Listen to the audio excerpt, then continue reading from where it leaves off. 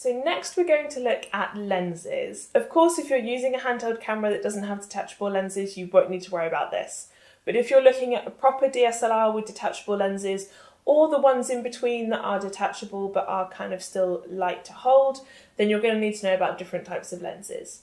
The first thing to consider is whether you want a fixed lens, which is also known as a prime lens, or a zoom.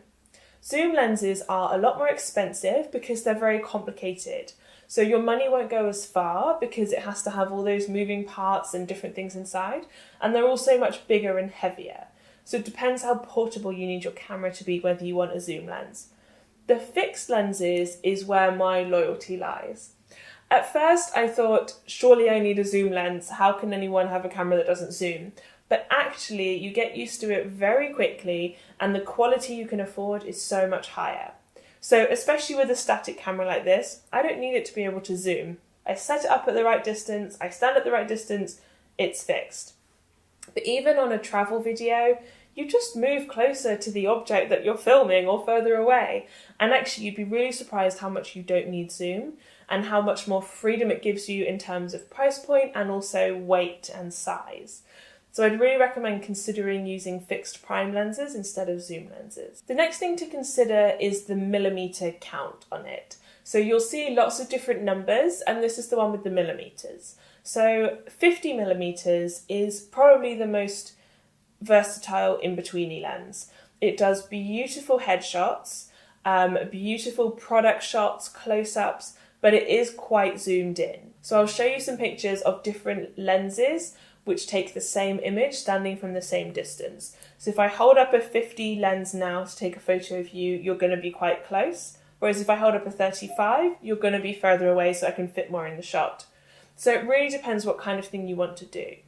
For me, most of my shots are quite close. I don't need full body in this kind of thing. So a 50 is perfect for me because it does beautiful pictures and beautiful headshots, beautiful product shots, but quite zoomed in. It depends how big your space is to film in. So your next option down is somewhere around 30, 35, and that's going to be very good for a bit more versatility. So it's a bit less zoomed in, it's not as amazing for product shots, but it's a bit better for full length, or maybe a room if you're doing travel vlogging. And then if you're doing the handheld kind of selfie style vlogging, I'd recommend going for about 28. Most of those fixed ones where you can't change the lens are going to be around the 28 mark, maybe 17 to 28. If you go much lower than 17, you're going to start to get that fish-eyed kind of bowl lens. So I'd recommend around the 28, 22 mark. With that, when you hold it up on a selfie, you're going to fit yourself and also some background around you. So that's probably the size you want to go for.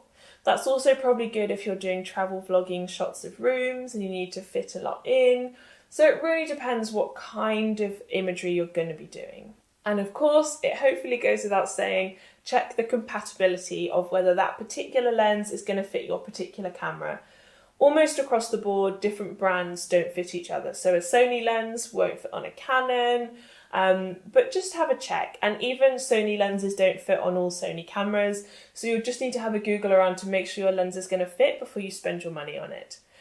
The lenses that I buy, a fixed lens, is going to be around the kind of £80 mark to give you a guide.